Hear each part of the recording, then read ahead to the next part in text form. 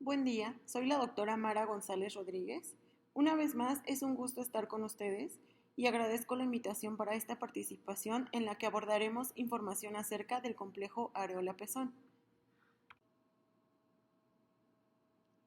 En varias ocasiones, al abordar temas acerca de la glándula mamaria, vemos al complejo areola-pezón solamente como una parte de la anatomía, pasando de largo que el complejo areola-pezón puede verse afectado por muchas variaciones normales en el desarrollo embriológico y la maduración mamaria, así como por procesos anormales de naturaleza benigna o maligna, muchos de los cuales tienen un aspecto similar. Por lo tanto, la aplicación precisa de habilidades clínicas y diagnósticas es necesaria para su diferenciación y diagnóstico. Por lo tanto, una comprensión profunda de las variantes anatómicas, los procesos benignos y patológicos, y las características de imagen específicas de cada uno, es la base necesaria para una evaluación, un diagnóstico y, si es necesario, una intervención completa y apropiada. Entonces abordaremos estos temas dentro del contenido de la charla. Comenzaremos con recordar las bases embriológicas del complejo areola-pezón. La mama tiene su origen embriológico en el ectodermo, mediante un proceso de invaginación de las células. En la cuarta semana del desarrollo fetal aparecen unos engrosamientos ectodérmicos que se extienden a ambos lados, desde las futuras axilas hasta la región inguinal, constituyendo las líneas mamarias embrionarias, que corresponden con 8 a 10 pares de nódulos. Estos relieves o nódulos se invaginan formando cordones que posteriormente se tunelizan, quedando inmersos en el parénquima subyacente. En la 10ª semana, solo persiste un par de estos nódulos que serán los responsables de la formación de las mamas definitivas.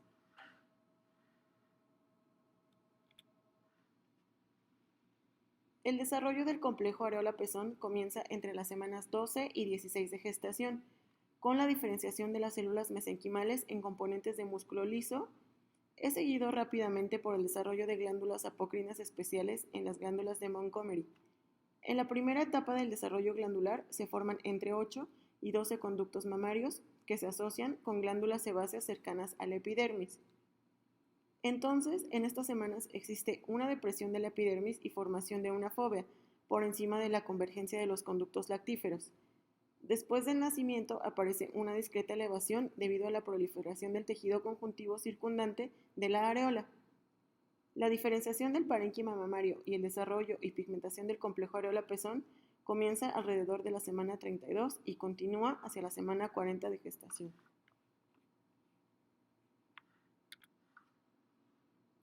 Durante la pubertad, el montículo mamario aumenta de tamaño. El agrandamiento posterior y el crecimiento hacia afuera de la areola dan como resultado un montículo secundario. Finalmente, la areola cede a el nivel del tejido mamario circundante, dejando un solo montículo mamario. El complejo areola-pezón es una estructura altamente pigmentada. El color del pezón y la areola está dado inicialmente por los vasos sanguíneos que corren cerca de la piel. La melanina se deposita en las células basales como parte del proceso de envejecimiento, oscureciendo así el complejo areola-pezón. El epitelio que está formando el complejo areola-pezón es epitelio escamoso estratificado. El músculo subareolar es liso, de configuración radial y circunferencial, que permite erección del pezón durante la lactancia. El complejo areola-pezón incrementa de tamaño y pigmentación durante la pubertad y el embarazo. En el desarrollo completo, el complejo areola-pezón recubre el área entre la segunda y la sexta costillas, siendo típica una ubicación al nivel del cuarto espacio intercostal. El pezón tiene una forma cónica con tamaño aproximado de 10 a 12 milímetros. Cuenta con 8 a 12 orificios de los ductos que surgen en la base de la superficie del pezón. Y presenta terminaciones nerviosas sensitivas y glándulas sebáceas culminan aquí. No hay glándulas oleosas, pilosas ni sudoríparas.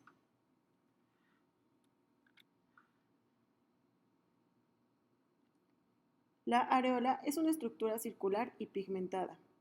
Mide de 15 hasta 60 milímetros de diámetro. El complejo areola-pezón contiene las glándulas de Montgomery, que son glándulas sebáceas grandes y de etapa intermedia, que son embriológicamente transicionales entre las glándulas sudoríparas y las glándulas mamarias.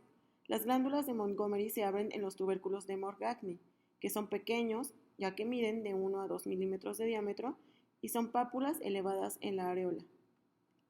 El complejo areola-pezón también contiene muchas terminaciones nerviosas sensoriales, músculo liso y un sistema linfático abundante llamado plexo subareolar o de Sapey. Debido a que la piel del pezón es continua con el epitelio de los conductos, el cáncer de los conductos puede extenderse hacia el pezón. El suministro vascular a la mama se deriva de la arteria mamaria externa, las perforantes cutáneas de las arterias mamarias internas y cuarta y quinta intercostales, y las perforantes musculocutáneas de la arteria toracocromial. El suministro vascular al complejo areola-pezón se deriva de ramas de la arteria mamaria interna con contribuciones de ramas tanto de las arterias intercostales anteriores como de la arteria torácica lateral. Estas ramas viajan en el tejido subcutáneo y se comunican transversalmente por encima y por debajo de la areola. Las ramas de los vasos comunicantes por encima y por debajo de la areola corren hacia la base del pezón y emiten vasos más pequeños hacia la piel de la areola en una distribución circular.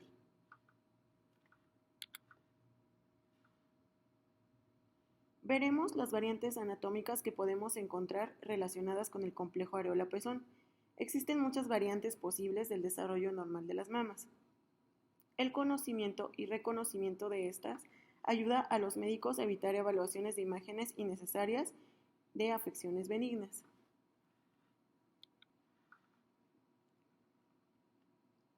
La variante anormal más común es la politelia, la cual ocurre cuando la involución de la línea de la leche es incompleta y se forma un pezón o pezones accesorios. La polimastia, que es la formación de una glándula mamaria verdadera accesoria, también puede ocurrir cuando la involución de la línea láctea es incompleta, pero es poco común. Los pezones accesorios y el tejido mamario se desarrollan con mayor frecuencia en la axila o en el pliegue inframamario, pero pueden aparecer en cualquier parte a lo largo de la línea embriológica láctea, desde la axila hasta la ingle. Debido a que están pigmentados, los pezones accesorios pueden confundirse con lesiones dérmicas como lunares.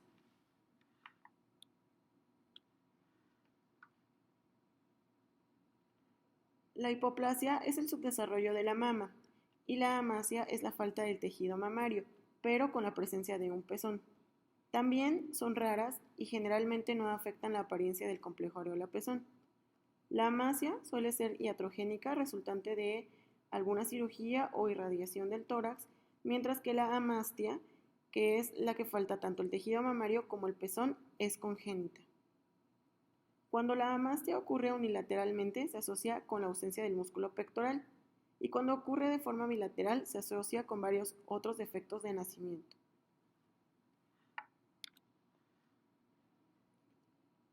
El pezón invertido principalmente es condicionado por una falla en la elevación a la superficie después del nacimiento o en la pubertad, y este permanece en su localización prenatal. A veces puede que hayan escuchado los términos asociados de pezones umbilicados y pezones invaginados. Clínicamente se refiere a que los pezones umbilicados se pueden sacar de debajo de la superficie areolar sin máxima fuerza, mientras que los pezones invaginados no se pueden extraer.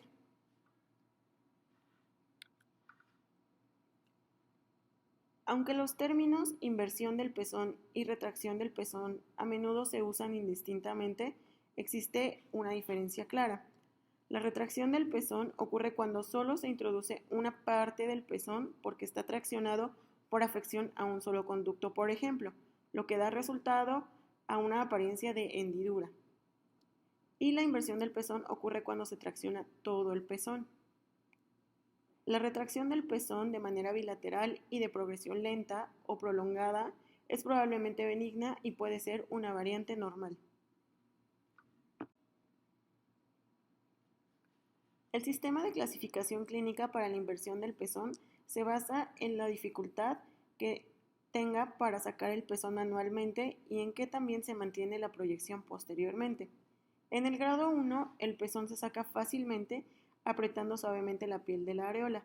La proyección del pezón se mantiene bien durante varios minutos, pero luego el pezón vuelve a un estado invertido.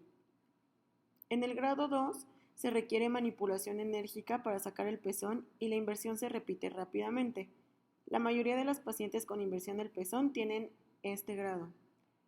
Y en el grado 3 no hay proyección del pezón y la papila está por debajo del nivel de la piel. A pesar de la máxima manipulación, el pezón no se puede sacar y se describe como invaginado. Un pezón invertido de manera congénita está presente en aproximadamente el 3% de las mujeres de 19 a 26 años. La inversión congénita del pezón es benigna y generalmente bilateral en el 87% de los casos. La causa de la inversión congénita del pezón es una falla del tejido mesenquimatoso subyacente para proliferar y proyectar la papila del pezón hacia afuera. En la mayoría de los casos, el pezón invertido está umbilicado, en el 96%, en lugar de invaginado. La inversión del pezón adquirida puede ser el resultado de inflamación, que es cuando la inversión del pezón se asocia comúnmente con la secuencia de la enfermedad inflamatoria asociada a conductos mamarios. Este trastorno es una progresión de cambios inflamatorios desde los conductos mamarios normales hasta la ectasia ductal, seguida de mastitis periductal, absceso subareolar y formación de fístula periareolar. La inflamación crónica de la pared del conducto y el tejido periductal puede ser estéril o bacteriana y conducir a una fibrosis subsiguiente de la pared del conducto y la inversión del pezón. También la inversión del pezón puede ocurrir con neoplasias subareolares o centrales.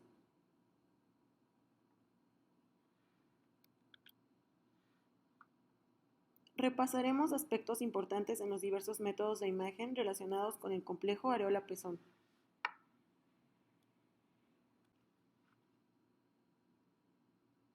Sabemos que el pezón puede confundirse con un nódulo, tanto en la mamografía como en la resonancia magnética. Para evitar tal evento, el pezón debe colocarse de perfil en al menos una vista mamográfica. En este ejemplo vemos cómo ambos pezones en ambas proyecciones están perfectamente perfilados. Se encuentran fuera del parénquima mamario y no dan lugar a duda a la presencia de nódulos aparentes. Como ya mencionamos, de no ser posible perfilar adecuadamente los pezones en ambas proyecciones, al menos se debe de cumplir una proyección mamográfica. Si la fuente de un nódulo aparente es cuestionable y el pezón no es visible de perfil, las dudas pueden descartarse colocando un marcador radiopaco en el pezón y repitiendo la adquisición mamográfica con el pezón perfilado. En este ejemplo, vemos cómo en una de las proyecciones sí está bien perfilado, aunque en las craneocaudales ambos pezones se proyectan sobre el parénquima mamario. Sin embargo, como ya revisamos las primeras proyecciones, no tenemos duda que en la región retroareolar haya alguna lesión.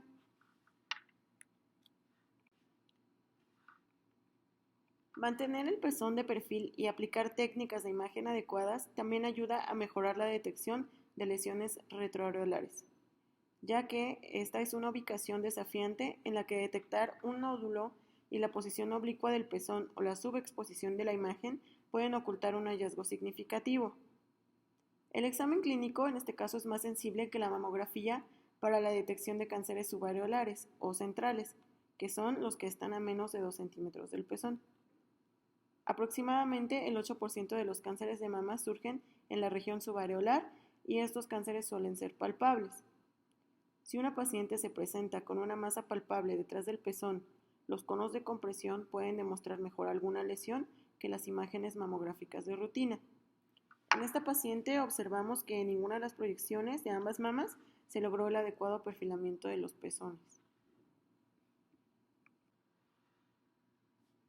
En esta siguiente paciente, de pronto no observamos los pezones perfilados fuera de la mama.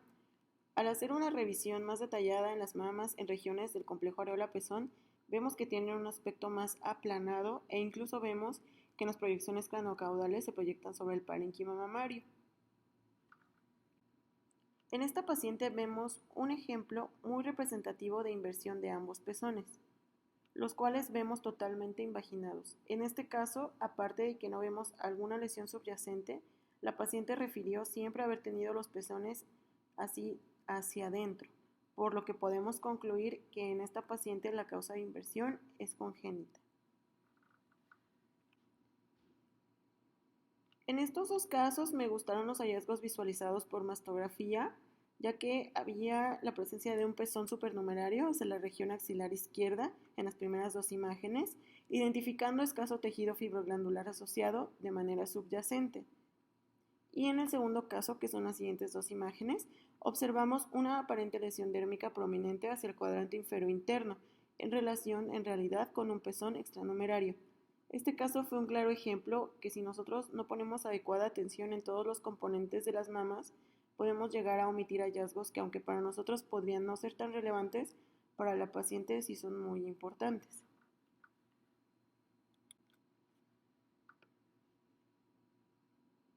Y en esta paciente vemos cómo los pezones están retraídos y se proyectan sobre el parénquima mamario, principalmente debido al antecedente quirúrgico bilateral.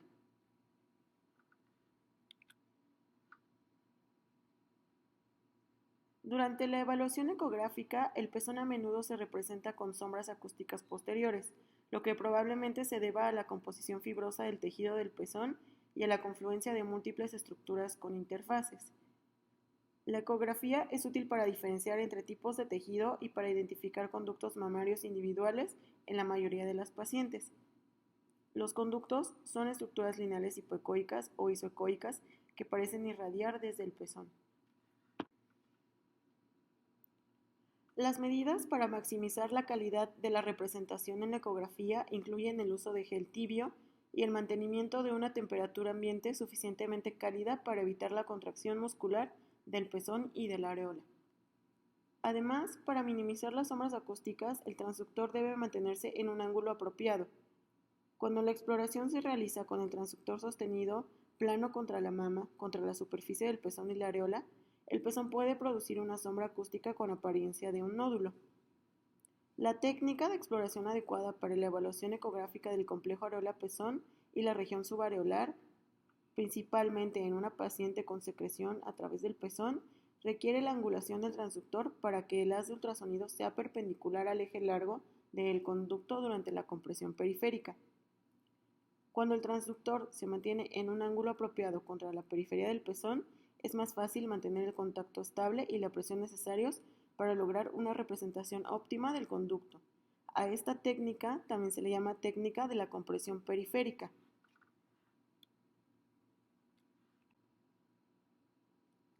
Otras maniobras útiles incluyen la técnica de compresión a dos manos, que se utiliza para lograr una mejor visibilidad del conducto donde ingresa a la base del pezón y para evaluar lesiones intraductales y ductales y la compresibilidad del contenido ecogénico.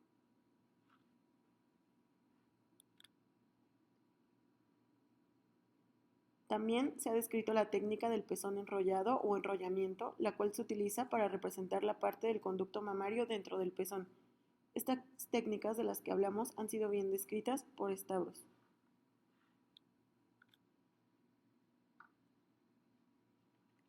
En cuanto a la resonancia magnética, dos requisitos técnicos muy importantes para la evaluación del complejo areola-pezón es el uso de una antena especial para glándula mamaria y la administración del medio de contraste.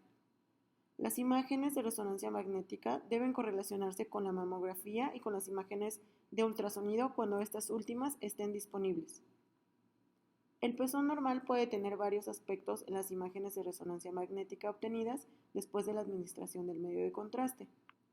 Los pezones normales suelen estar rodeados por un borde fino y suave de realce y parecen simétricos bilateralmente. Esta apariencia característica se mantiene incluso si el pezón está retraído o invertido. Sin embargo, la zona de realce que rodea a un pezón invertido puede simular una lesión nodular.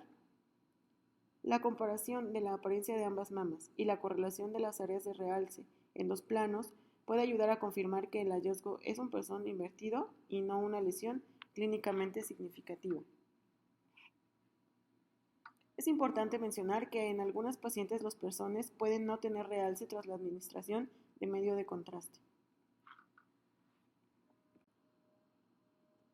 Tanto los procesos benignos como los malignos pueden producir cambios visibles en la piel del pezón, incluyendo eritema, descamación, costras, fisuras, vesículas, erosiones o alguna combinación de estos. Estos cambios pueden ir acompañados de dolor o prurito.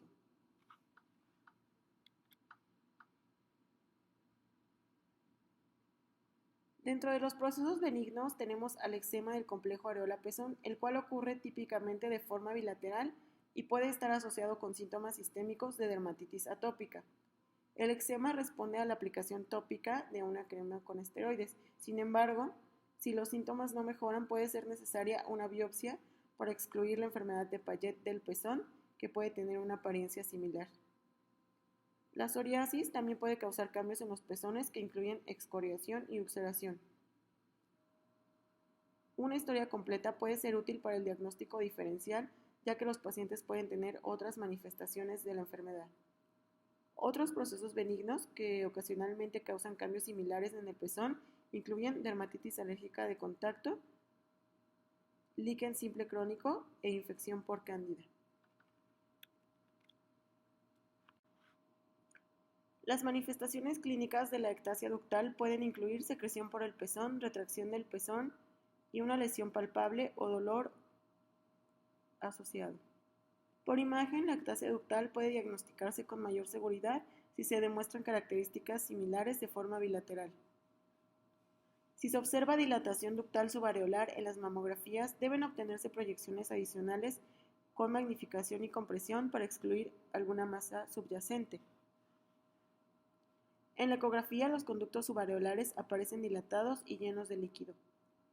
Las secreciones a menudo son visibles y pueden ser suficientemente ecogénicas para imitar una lesión intraductal.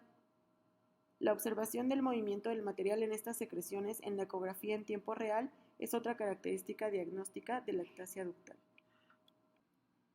Otra de las lesiones que pueden ser benignas y afectan al pezón es el adenoma, también conocido como papilomatosis florida o adenomatosis erosiva, que es una variante poco común del papiloma intraductal que afecta al pezón. Las manifestaciones clínicas pueden parecerse a las enfermedades de Payet de la mama. Las pacientes a menudo presentan secreción sanguinolenta, formación de costras, dolor a la palpación, edema y eritema del pezón. El tratamiento aceptado es la excisión local completa. Las calcificaciones del pezón son infrecuentes. En algunos pacientes pueden desarrollarse calcificaciones en el complejo areola-pezón y por lo general son benignas. Pueden ocurrir en la piel de la areola dentro de las glándulas de Montgomery, dentro de los folículos pilosos, en asociación con una masa o en el contexto de enfermedad de Payet.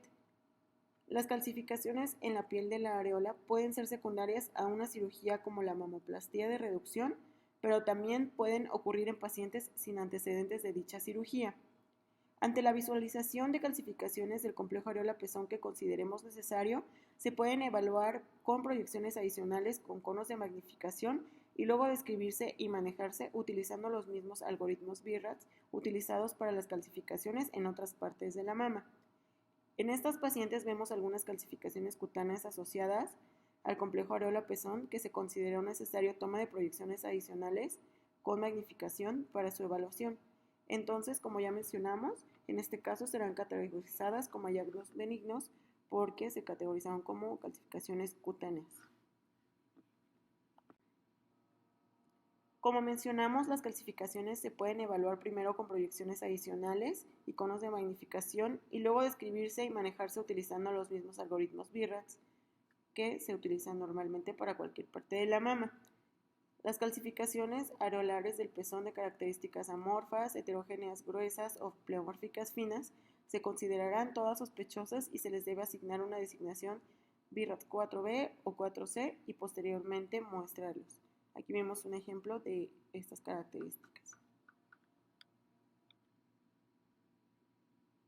Una diferencia clave entre la evaluación de las calcificaciones areolares del pezón y de las calcificaciones en otras partes de la mama es la adición de la ecografía.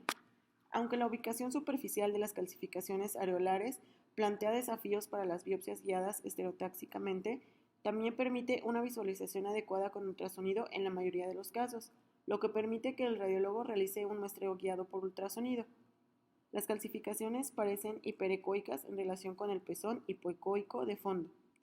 Y las causas malignas que pueden condicionar la presencia de calcificaciones de estas características en el pezón son la enfermedad de Payet, el carcinoma ductal in situ y el carcinoma ductal infiltrante. Dentro de los procesos malignos hablaremos de la enfermedad de Payet y el carcinoma de localización subareolar. La enfermedad de Payet representa del 1 al 3% de los cánceres de mama, con un pico de incidencia de los 50 a los 60 años. Y es importante saber que la mayoría de las pacientes con enfermedad de Payet tendrán asociado un carcinoma ductal en un porcentaje del 67 al 100%. En otras bibliografías refieren de mayor a 90%. En la enfermedad de Payet existe infiltración de la epidermis del pezón por células de Payet que son células grandes, redondas, con abundante citoplasma y núcleos hipercromáticos. Existen pacientes con enfermedad de Payet sin hallazgos clínicos evidentes, pero se encuentran células de Payet en el examen histopatológico tras la mastectomía. Dentro de los datos clínicos que podemos obtener son descamación de la piel del pezón, van a referir prurito en la zona del complejo areola-pezón, puede tener secreción sanguinolenta por el pezón, eczema, eritema y a veces también retracción del mismo. Se describe como una lesión escamosa, vesicular o ulcerada que comienza en el pezón y luego al complejo areola-pezón, generalmente de manera unilateral. Y cualquier paciente con estos síntomas debe ser vigilada estrechamente y checar si los síntomas persisten. En la enfermedad de Payet, la mastografía puede ser normal hasta en un 50% de las pacientes. Estará indicada para detectar la presencia de un carcinoma subyacente, para excluir multifocalidad y también para seguimiento de las pacientes que fueron seleccionadas para tratamiento conservador. Podremos observar anormalidades relacionadas al pezón como retracción, calcificaciones malignas o nódulos a ese mismo nivel, así como engrosamiento cutáneo asociado, y nos permitirá evaluar anormalidades en el parénquima como nódulos de sospecha, asimetrías, distorsiones de la arquitectura y microcalcificaciones de sospecha que nos determinarían su asociación a carcinoma ductal in situ o carcinoma ductal infiltrante. En el ultrasonido podremos evaluar si existen nódulos y sus características, presencia de calcificaciones o ectasia ductal, aplanamiento, asimetría o engrosamiento del complejo areola-pezón, y en algunas de las bibliografías revisadas mencionan que los nódulos irregulares de márgenes microlobulados sin sombra acústica posterior son los más frecuentemente asociados. Debido a que mencionamos que algunas de las pacientes se pueden presentar con mastografía y ultrasonido sin alteraciones, la resonancia magnética juega un papel muy importante en la evaluación del paciente con enfermedad de Payet. Los hallazgos más frecuentes asociados serán un realce anormal del pezón, engrosamiento y realce del complejo areola-pezón, ya sea nodular asimétrico, discoide o irregular, y realce no masa asociado a carcinoma ductal in situ o a carcinoma ductal invasor.